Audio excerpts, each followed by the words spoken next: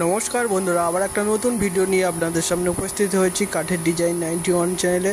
আর এটা দেখুন, এটা হচ্ছে মেশিন পালিশ। এটা মেশিন পালিশ করতে গেলে সেটাকে খুব ভালো করে ঘষতে হয়। তারপরে এই এশিয়া পেইন্টের সিলার আছে, সিলার দিয়ে আমরা এই জিনিসটাকে পালিশ করে থাকি। তারপরে মেলামাইন মানে যেসব জিনিসগুলো লাগে সেই সব এই খাটটা যেরকম শোরুমে দেখতে পান সেরকম সেই সব খাটের মতো আমরা সেই পালিশ করে থাকি। আর এটা আমাদের এই মিস্ত্রি করছে, আর সেটা আমি ভাবলাম যে একটা ভিডিও করে ছাড়ি।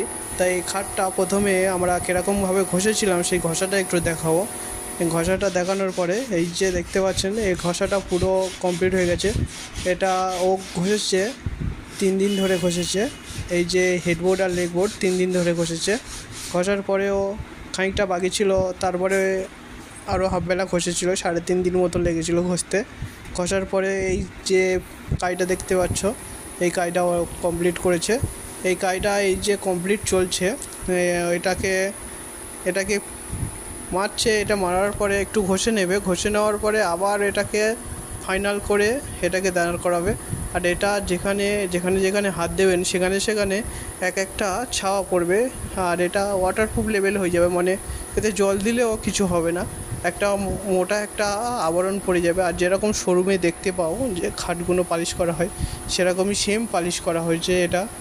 আর এটা আমরা মেশিন দিয়ে পালিশ করে থাকি। এই মেশিনটা দেখাই আমি। এই যে মেশিন, এই মেশিন দিয়ে পালিশ করছি আমরা। আর এই মেশিনে এই যে উপরে যে অংশটা যেটা মারছে সেটা কিন্তু একটা ভাগ আছে, সেই ভাগ অনুযায়ী জিনিসটাকে মারে। আর এটা এরকম পালিশ করতে গেলে যারা পালিশ করে তারা খুব ভালো করে জানে। প্রথমে ভালো করে ঘষে নিতে হয়, তারপরে এখানে শিলার খাওয়াতে হয়, তারপরে আবার ঘষতে হয়, তারপরে গালা খাওয়াতে হয়, তারপর আবার ঘষতে হয়। যতবার মারবেন ততবার ঘষতে হবে। ঘষে লাস্টে ফাইনাল গিয়ে তখন ফাইনাল মারতে হয়।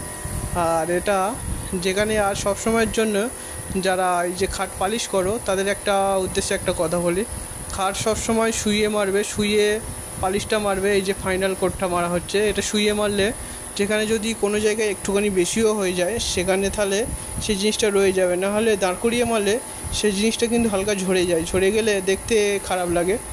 কোনো এই যে কেমিক্যালটা কোনো জায়গায় যদি একটু বেশি পড়ে যায় তাহলে সেই জায়গা থেকে ঝরতে আরম্ভ করবে। কিন্তু এটা কিন্তু এইভাবে করলে এটা কিন্তু একদমই ঝরবে না।